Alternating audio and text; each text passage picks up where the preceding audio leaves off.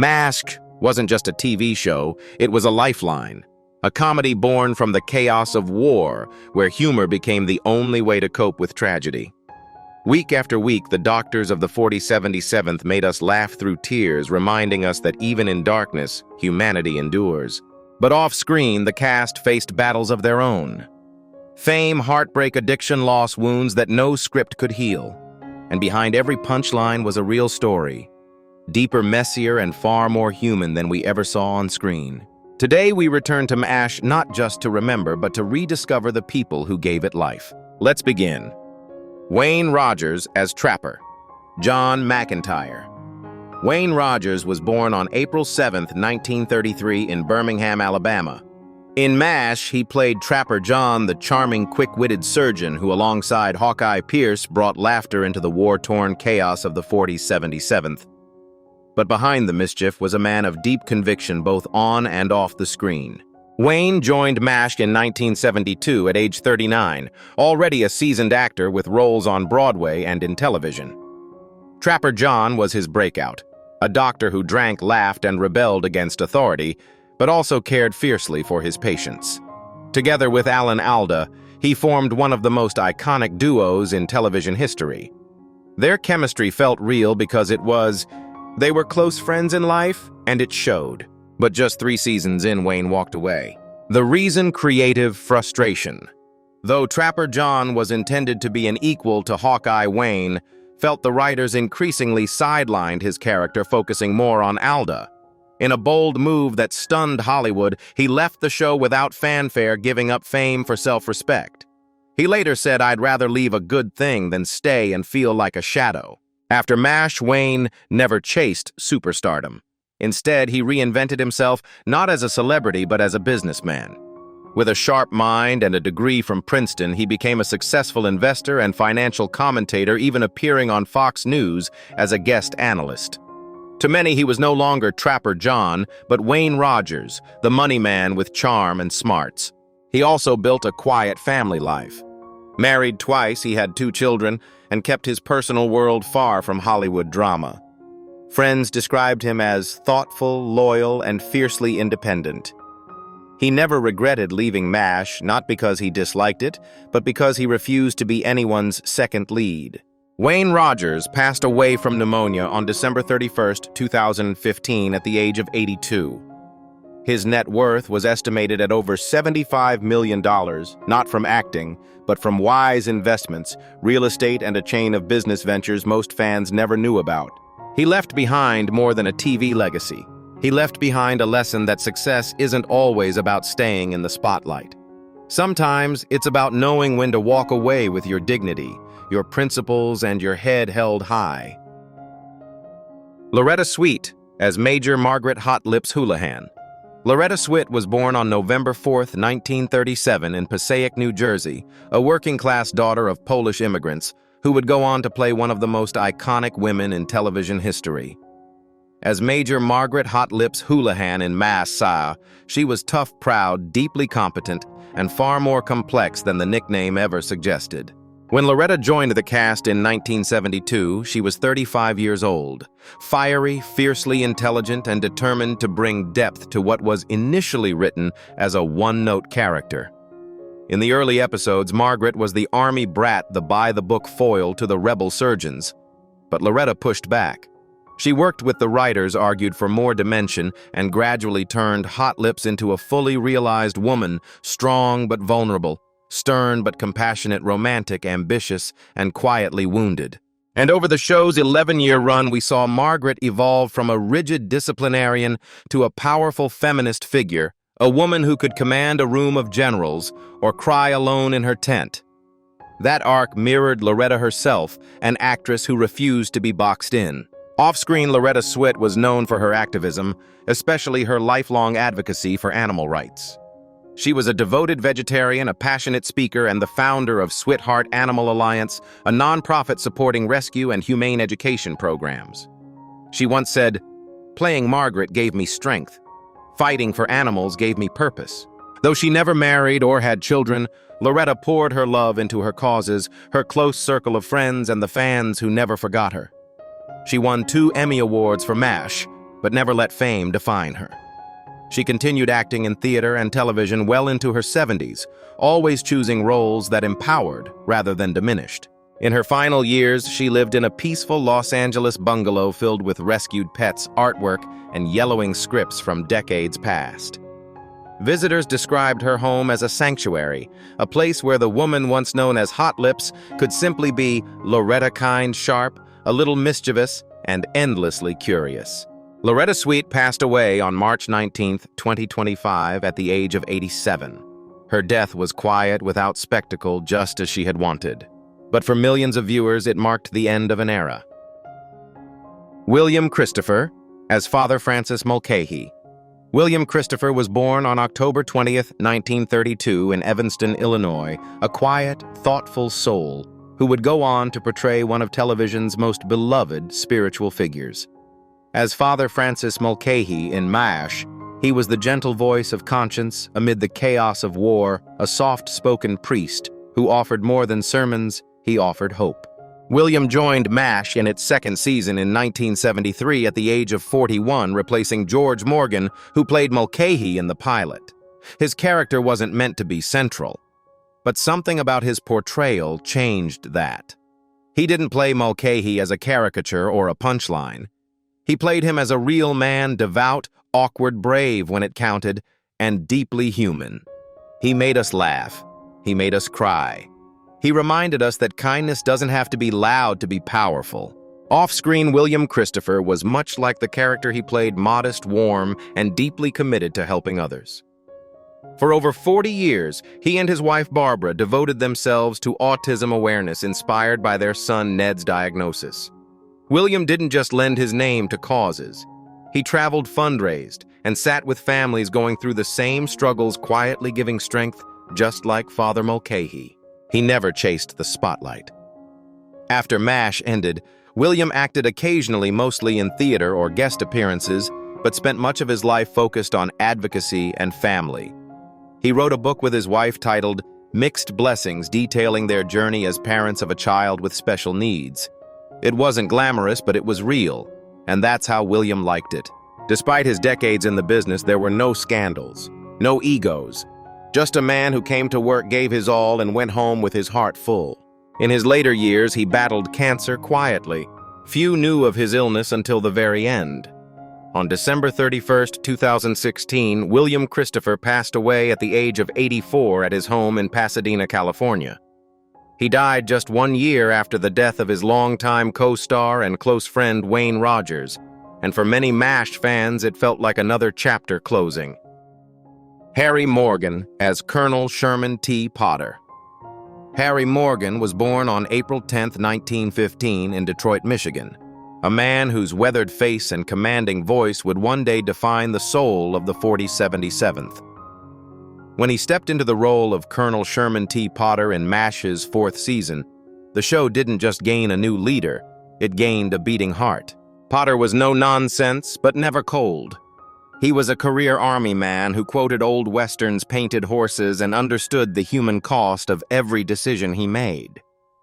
Harry played him with quiet wisdom, dry humor, and a moral compass that never wavered, a rare portrayal of military leadership that blended discipline with deep, unwavering compassion. Ironically, Harry had already appeared on MASH in Season 3 as a manic, unhinged general. But when Mlan Stevenson left the series, producers knew they needed someone strong enough to steady the tone, and Harry Morgan was the only choice. He joined the cast in 1975 at age 60 and stayed until the very end, appearing in over 180 episodes. Off-screen, Harry was a professional in every sense. He brought decades of experience to set, having acted in over 100 films and TV shows, including Dragnet and High Noon. He wasn't flashy. He wasn't chasing fame. He simply loved the work. Alan Alda once described Harry as a rock, someone we all leaned on without even realizing it. Behind the camera, Harry was devoted to his family. Married for over 45 years to his first wife Eileen and later to his second wife Barbara, he raised 4 sons and avoided the Hollywood party scene entirely. He loved reading baseball and long walks more than red carpets or headlines. Despite his gentle persona, Harry faced his own share of hardship. In the early 1990s, he was arrested after a domestic incident involving his second wife, an incident he deeply regretted. Though charges were dropped, it was a rare moment of shadow in an otherwise admirable life. Harry never spoke publicly about it, but those close to him said it haunted him for years. In his later life, Harry retired quietly in Los Angeles, surrounded by family and cherished memories. He passed away on December 7, 2011, at the age of 96, not with fanfare but with dignity. His death marked the loss of one of television's most beloved patriarchs. Kelly Nakahara as Nurse Kelly Yamato. Kelly Nakahara was born on January 16, 1948 in Oahu, Hawaii, a gentle soul with a radiant smile who would become one of MASH's most quietly unforgettable presences. She joined the show in 1973 at the age of just 25, originally as a background nurse with no lines. But over the next 10 seasons and more than 160 episodes, she transformed that quiet presence into something powerful, a symbol of dignity, care, and strength. Her character, Nurse Kelly Yamato, was rarely in the spotlight. She wasn't part of the main plot lines or heavy drama. But she was always there stitching wounds, offering comfort, standing tall in a war zone of jokes, surgeries, and heartbreaks.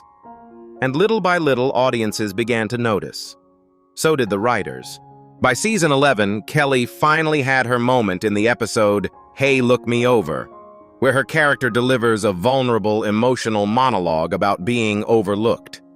That performance, raw, honest, and unforgettable, made one thing clear. Kelly Nakahara had been stealing scenes all along. She didn't need a spotlight. She was the soul in the background. Off-screen Kelly was just as grounded and authentic. After MASH, she stepped away from acting and fully embraced her other great love, painting. Her watercolor work gained recognition nationwide, with her art displayed in galleries and private collections across the country. She was also a loving wife and mother. Kelly married David Wallet in 1968 and raised 2 children in Pasadena, California. Her home was filled with laughter, rescued animals, paintbrushes, and aloha spirit, a far cry from the battlefield tents of the 4077th. She was active in community work, frequently giving back and mentoring young artists and Asian American performers who saw her as a pioneer. In 2020, Kelly Nakahara passed away after a brief battle with cancer. She died on February 16th, surrounded by family at the age of 72. Her death came quietly with little media attention, but fans of MASH felt it like a ripple, a soft goodbye from someone who had always been part of the show's emotional foundation. Kelly once said, "I didn't have many lines, but I had something to say." And she did through her warmth, her grace, her persistence, and her unwavering spirit. She may not have worn rank on her sleeve, but in the hearts of fans, Nurse Kelly outranked them all. David Ogden Steers as Major Charles Emerson Winchester III. David Ogden Steers was born on October 31, 1942 in Peoria, Illinois, a classically trained actor with a voice like velvet and the presence of royalty. When he joined MASH in 1977 at the age of 34, stepping into the daunting role of replacing the beloved Frank Burns, few believed he could pull it off. But what he created instead was something entirely new. Major Charles Emerson Winchester III, arrogant, brilliant, snobbish, and surprisingly human. Winchester was a surgeon from Boston, educated, refined, and utterly out of place in the gritty chaos of the 4077th. But where others might have played him for easy laughs, David gave him dimension. Beneath the pomp and opera references was a man of great empathy. Winchester wasn't a cartoon villain, he was complicated. He was real, and that was David's genius. Through his performance, we saw a man who cared deeply, whether secretly teaching a patient how to play the piano after losing fingers or donating anonymously to a Korean orphanage. His episodes were often the most quietly devastating, layered with emotional complexity and subtle brilliance. Off-screen, David Ogden Steers was just as refined and private as the character he portrayed, but far more soft-spoken. A graduate of Juilliard, he began his career in theater and remained devoted to classical music all his life. In fact, he was an accomplished conductor leading over 70 orchestras across the United States and even serving as associate conductor for the Newport Symphony Orchestra in Oregon. Though beloved for his television work, David never chased celebrity. He shunned the spotlight, avoided tabloids, and spent much of his post-MASH life in quiet coastal towns, focusing on music theater and voice acting. Younger audiences came to know him through his unforgettable voice work in Disney films, most famously as Cogsworth in Beauty and the Beast and as Governor Ratcliffe in Pocahontas. In 2009, David publicly came out as gay, a decision he said took decades to make, due to the fear of being typecast or blacklisted in Hollywood. His honesty late in life inspired many and reflected the same quiet strength and integrity that had always defined him. David Ogden Stiers passed away on March 3, 2018 at the age of 75 after a battle with bladder cancer. He died in Newport, Oregon, in the home he loved, surrounded by friends, music, and peace. He once said that MASH allowed him to explore the comedy of arrogance and the tragedy of being human, and that's exactly what he gave us. His Major Winchester was pompous, yes, but also proud, principled, and painfully self-aware. In the end, we didn't just respect him. We loved him. Larry Lynville as Major Frank Burns.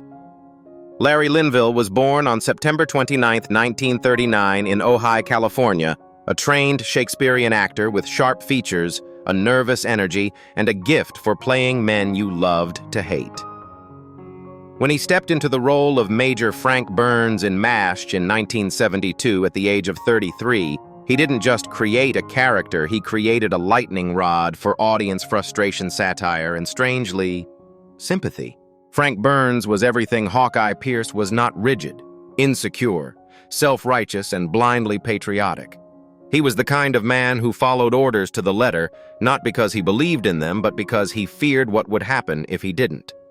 Lynville played him to perfection, twitchy, high-pitched, overly defensive, but also at times heartbreakingly pathetic. Beneath the bluster and arrogance was a man desperate to be respected, or just liked. For 5 seasons, Larry Lynville was the butt of jokes, the source of chaos, and the symbol of military absurdity. And he never flinched. He once said Frank was supposed to be a fool, so I made him a fool. If I'd played him differently, he wouldn't have been as memorable. But the role took a toll. As MASH grew into a more serious, emotionally complex show, Frank Burns began to feel out of place. Larry wanted to explore deeper material, but Frank wasn't written for growth. He was comic relief in a show that was evolving beyond comedy. After season 5, Lynville made the difficult decision to leave, not out of anger, but out of artistic hunger. He was 37 years old and wanted more than Frank could give. Unfortunately, Hollywood wasn't always generous in return. After MASH, Larry took guest roles in dozens of shows, The Love Boat Murder, She Wrote Fantasy Island, but he was forever associated with Burns. The industry had typecast him, and it was a label he couldn't shake. Off-screen, Larry was known as kind, intellectual, and deeply private. He was married 5 times, but struggled to find lasting personal peace. He was devoted to acting, but frustrated by the way fame boxed him in. Friends said he was more like Charles Winchester than Frank Burns, articulate, thoughtful, even gentle. He just happened to play the clown a little too well. In the late 1990s, Larry was diagnosed with cancer. He underwent surgery to remove part of his lung, but complications followed. On April 10, 2000, the same birthday as co-star Harry Morgan, Larry Lynville passed away at the age of 60 in New York City. There were no huge headlines, no national mourning, but for MASH fans, it was the end of an era. Because no one could make you laugh, cringe, and oddly feel quite like Frank Burns. Larry Lynville gave us a villain we could pity, a man we could mock but also understand. And in doing so, he reminded us that even the most ridiculous characters are still human underneath.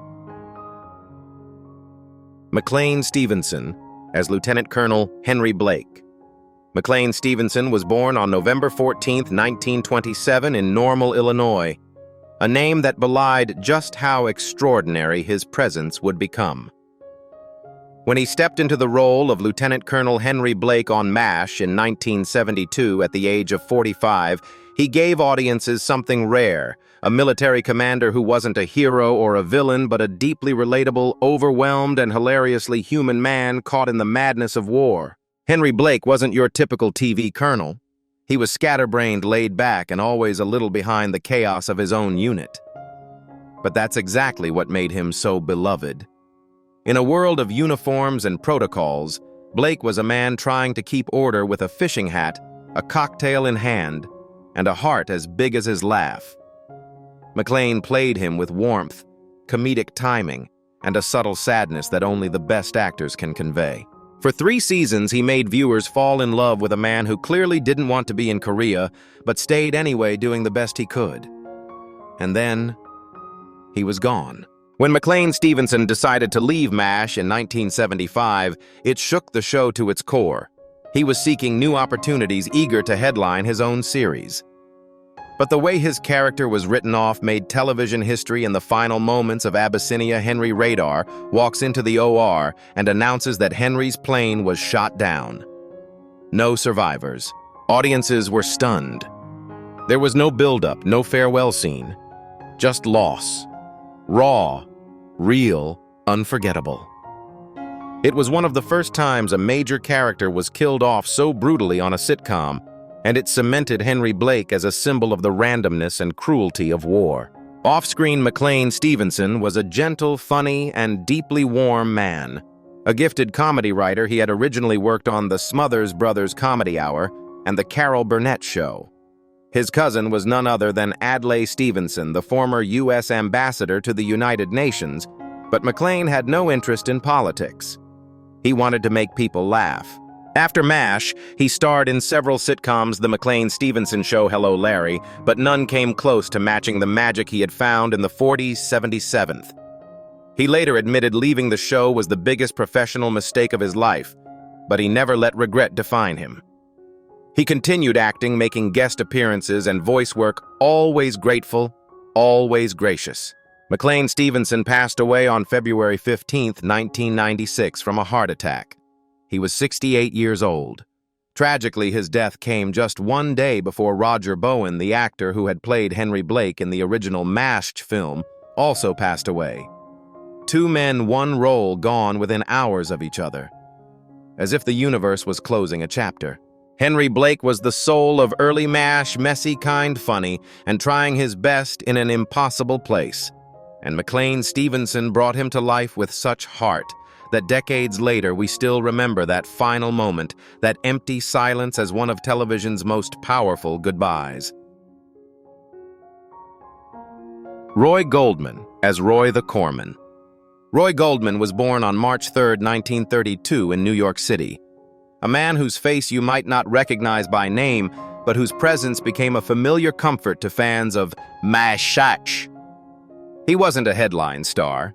He didn't have long speeches or major plot lines, but for over 7 seasons and more than 80 episodes, Roy played one of the 40s 77th's most dependable corpsmen, always in the background, always ready, always there. He joined the show in the mid-1970s around season 4 when the camp dynamic was shifting and the series was maturing beyond its early slapstick roots. At the time, Roy was in his early 40s, and while his character was often unnamed, eventually just called Roy, he quickly became a recognizable part of the MASH family. You'd see him assisting in surgeries, hauling supplies, or nodding along to Hawkeye's jokes, a quiet witness to both chaos and comedy. And that was Roy Goldman's gift presence without flash. He was the kind of actor who gave weight to the world around the stars. He made the 4077th feel like a real place, filled not just with main characters but with everyday soldiers, medics and nurses who made the machine run. Without him, the camp would have felt smaller, less believable, less human. Before MASH, Roy worked as a stand-in and background actor in a number of shows and films. He was a former boxer and military veteran himself, a background that lent a certain authenticity to his portrayal. Though he rarely had lines, his timing, posture, and expressions always felt just right. He was acting even when the camera barely noticed. Off-screen, Roy was known as kind, funny, and humble. He never chased fame. He showed up, did his job, and earned the respect of the cast and crew simply by being reliable and good-hearted. He didn't give interviews, didn't appear on red carpets, and didn't write memoirs. His was a quieter contribution, and perhaps that made it even more meaningful. Roy Goldman passed away on September 1st, 2009, at the age of 77. His death didn't make national news. There were no tributes on morning talk shows. But for MASH fans, the ones who truly watched, truly remembered his absence, was felt like the quiet closing of a tent flap after a long night. Johnny Hamr, as Sergeant Zelmo Zale. Johnny Hamr was born on January 19, 1920, in St. Louis, Missouri. A naturally funny man with a sharp tongue and a gift for playing characters that were equal parts lovable and irritating. When he stepped into the role of Sergeant Zelmo Zale on MASH in 1973 at the age of 53, he wasn't meant to be a major player. But his portrayal of the wise-cracking, corner-cutting supply sergeant quickly made him a fan favorite. Zale was the guy always working the angles, trading, scheming, complaining about the food or avoiding work altogether. He wasn't heroic like Hawkeye or tragic like Radar, but he was real. Every camp has a Zale, the guy who grumbles, hustles, and somehow gets things done in his own chaotic way. Johnny Hamr brought him to life with impeccable comedic timing and just enough warmth to make you root for him, even when he was clearly up to no good. Over the course of 7 seasons, Hamr appeared in nearly 40 episodes, making Zale a consistent background presence and sometimes the focus of comic subplots, especially when paired with the equally eccentric Sergeant Rizzo. Their bickering felt authentic, like two lifers who'd seen too much and survived it with sarcasm. Off-screen, Johnny Hamr was more than just a funny man. He had a long history in television with appearances in shows like Get Smart, The Incredible Hulk, The Partridge Family, and Mission Impossible. A veteran of radio, stage, and screen, he was a journeyman actor, the kind who might never be a household name but whose face made you smile the moment you saw it. He was also a voice actor, lending his talents to animated series such as Transformers in the 1980s, where he voiced the Decepticon Vortex. Versatile, reliable, and always working. Johnny never took stardom for granted, and he never stopped evolving. Despite his comic roles, those who knew him described him as serious, thoughtful, and deeply professional. He took acting seriously even in the silliest of scenes. He brought a craftsman's mindset to every performance, no matter how small the part. Johnny Hamr passed away on November 18, 1989, at the age of 69 after a battle with cancer. His passing didn't make front-page news, but it quietly echoed in the hearts of longtime MASH fans. Because even though Zale wasn't always in the spotlight, he was part of the fabric of the 4077th part of what made the camp feel alive, unpredictable, and human. Alan Arbus, as Major Sidney Friedman. Alan Arbus was born on February 15, 1918 in New York City, a man who late in life stepped into one of MASH's most quietly powerful roles. Major Sidney Friedman, the Army psychiatrist who visited the 4077th not with scalpels or sutures, but with empathy, insight, and the courage to listen. Alan joined the series in 1973 at the age of 55, appearing intermittently across 12 episodes over the show's 11-year run. And yet, in that relatively small number of appearances, he made one of the deepest impressions of all.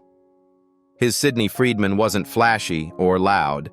He was calm, dryly humorous, and heartbreakingly perceptive, a man who understood that war didn't just break bodies, it shattered minds. Where other characters masked trauma with jokes or drinks, Sidney confronted it head-on. He counseled Hawkeye during a breakdown, helped Klinger drop the dresses, listened when others wouldn't, and perhaps most memorably, he left the audience with one of MASH's most quoted lines, "Ladies and gentlemen, take my advice, pull down your pants and slide on the ice." It was nonsense on the surface, and yet somehow it made perfect sense. What many viewers didn't know was that Alan Arbus came to acting late. For much of his life, he was best known not as an actor, but as a photographer, and not just any photographer. He was one half of the famed photography duo Diane and Alan Arbus, whose raw, often haunting images of marginalized people changed the face of American portraiture in the 1950s and 60s. Their marriage ended in 1969, and shortly after, Alan began a second act as a character actor in film and television. Though he appeared in other roles in shows like Taxi Law and Order and Curb Your Enthusiasm, it was MASH that gave him his most enduring character. His gentle delivery, soulful eyes, and dry wit brought warmth to a show often overshadowed by surgical blood and gallows humor. He wasn't just a visiting shrink, he was the conscience of the camp. In real life, Alan was introspective, intelligent, and deeply private. He married again after Diane had 2 daughters and continued acting into his 80s. He lived quietly in Los Angeles, never seeking headlines or red carpets, but always respected by his peers. Alan Arbus passed away on April 19, 2013, at the age of 95. His death marked the passing of one of MASH's most subtle and profound presences.